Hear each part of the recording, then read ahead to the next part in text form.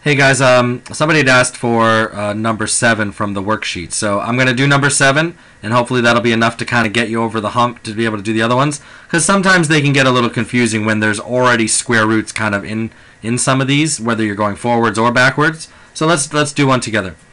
So first of all, you got to recognize which particular special right triangle you're dealing with, and hopefully you realize obviously this has got to be the 30, 60, 90.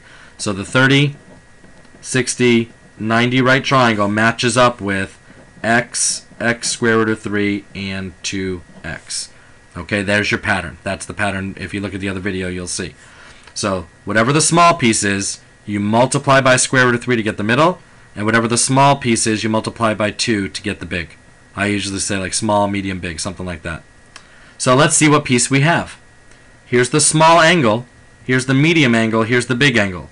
The side across from the small angle is this. Okay, so I guess they're giving me the small piece. So if they're giving me the small piece, well then 5 square roots of 3 must be the small piece. It must match up here. Okay, so to go from small to medium, we said you have to multiply by square root of 3. But wait a second, there's already a square root of 3 there. Okay, I guess we still have to multiply by it, so we just got to do whatever the operation tells you to do. 5 square root of 3 times the square root of 3. Well, the square root of 3 times the square root of 3 is just 3. Right? Okay, yeah, 3 times 3 is 9, sure, but it's the square root of 9.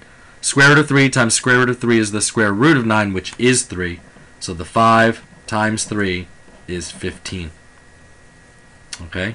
I know it seems really weird. You have square roots all over the place, then all of a sudden you end up with 15. But you know what? It is what it is. You don't believe me? Put it in the calculator. Do 5 times the square root of 3 in your calculator, multiply that by the square root of 3, and unless you round it, it should be 15. Okay?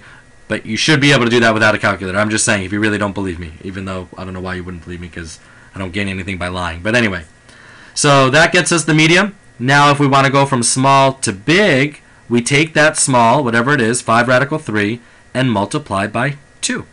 Okay, I'll do that over here. 5 radical 3 times 2. No, that is not 5 radical 6. The 2 is not a square root. So I can only multiply the 2 by the 5 in this case. In this in this part here, the square root of 3 went with the square root of 3. Notice I didn't write square root of 15 somewhere, right? It's like apples and oranges. Again, this 5 times the square root of 3 are two different kinds of terms. So the square roots can go together and the numbers can go together. So really that's going to be 5 times 2, which is 10, and the square root of 3 is just stuck as square root of 3. So this is going to be 10 square root of 3. So my y is the 15, right, because that's the side across from the 60, which means my x has to be 10 radical 3. And that's how that works. Okay? Hopefully that helps. I'm open, I'm taking requests, okay? So if you need help with something, please ask. Okay? Talk to you later.